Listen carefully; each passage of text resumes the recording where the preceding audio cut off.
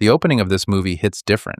Instead of throwing us straight into a cheap scare, it takes us back to Ed and Lorraine when they were younger, showing their faith not as some background detail, but as the foundation of who they are. That's always been the secret sauce of these movies. Their bond is more unshakable than any demon they face. That's where the emotional weight comes from, and this one leans into it. The scares aren't what carry this movie. It's the faith, the family, and the sense that this is the Warrens' last ride. By the end, it feels like the series closes with a message bigger than the ghosts. The setup is simple. It's 1986, the Warrens are retired, and Ed's heart condition has them keeping their distance from new cases. But the mirror from the opening, the one tied to Judy's near death as a baby, shows up in the Smurl family's house. That connection pulls Judy in, and when she's drawn to their haunting, Ed and Lorraine can't stay on the sidelines anymore. Strange noises, oppressive energy, a house that feels like it wants you dead. It's the kind of storm the Warrens were built for. The story moves between the Warrens and the Smurls, and even when it's not terrifying, the anxiety never lets up. What works right out the gate is the way the story focuses on family. Horror movies love to crank up the volume and toss CGI in your face. But this one keeps circling back to people. The way the Smurls lean on each other, the way the Warrens' marriage is their anchor. Michael Chavez, who directed the last Conjuring entry, finally finds some balance here.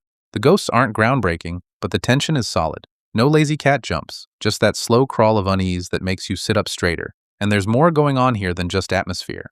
Where the movie really locks in is with the cast. Patrick Wilson and Vera Farmiga have always been the heartbeat of this series. Even when the sequels dipped in quality, they kept you invested. Wilson brings that quiet authority, and Farmiga plays Lorraine with this steady mix of tenderness and steel. Mia Tomlinson as Judy and Ben Hardy as Tony Spera finally give Judy more to do than just be the kid at home. The Smurls sell the haunting too. Rebecca Calder and Elliot Cowan as Janet and Jack feel like a family under siege, not just props for the Warren story. And for longtime fans, those cameos from the other films tie the whole franchise into one long thread. That's not just fan service, it's closure. Here's where the deeper stuff cuts through. The Conjuring movies have always been about good versus evil, but this one frames it more honestly. Evil doesn't always show up as a jump scare. Sometimes it's the slow grind of fear, doubt, or despair. The Warrens' faith isn't painted as superstition, it's shown as resilience. Their love, their marriage, their belief in God, that's what gives them power. For a horror film, that's actually kind of radical. The ghosts might not blow you away, but the underlying truth lands. Perseverance rooted in faith beats back the darkness. So here's my verdict. The Conjuring Last Rites is not the scariest in the series, but it is one of the most heartfelt.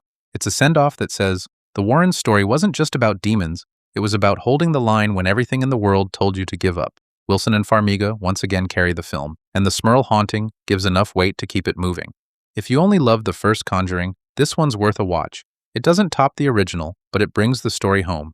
At the end of the day, it's faith, love, and perseverance that win. The word tells us not to be overcome by evil, but to overcome evil with good. And that's this movie in one line. Don't forget to like, subscribe, and hit the bell for more reviews. Until next time, evil trembles, good endures, and as always, stay rated.